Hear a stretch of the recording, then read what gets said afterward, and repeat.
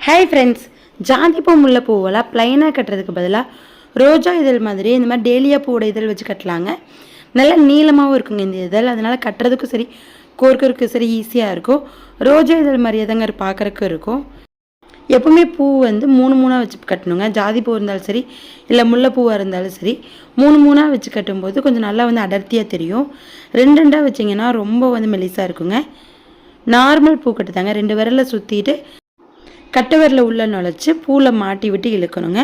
அப்போ வந்து முடிச்சு விழுந்துடும். ஒரு 3 செட்டு பூ வச்சுட்டு அதுக்கப்புறம் வந்து இந்த டேலியா இதழ் வந்து மேலே 2 கீழே 2 வச்சு கட்டியிருக்கேன். நார்மலாக பூ கட்டுற மாதிரியே தாங்க. ப்ளைனாக பூ கட்டுறதுக்கு பதிலாக இந்த மாதிரி இடையில வந்து டேலியா இதழ் வச்சு கட்டினீங்க அப்படின்னா பார்க்க வந்து கொஞ்சம் டிஃப்ரெண்ட்டாக அழகாக இருக்குங்க. கொஞ்சமாக கட்டும்போது அவ்வளோவா தெரியாதுங்க. ஆனால் இந்த மாதிரி ஃபுல்லாக கட்டி முடிச்சு மூலமாக பார்க்கும்போது ரொம்ப அழகாக இருக்கும். ட்ரை பண்ணி பாருங்கள் ஃப்ரெண்ட்ஸ். பாய்.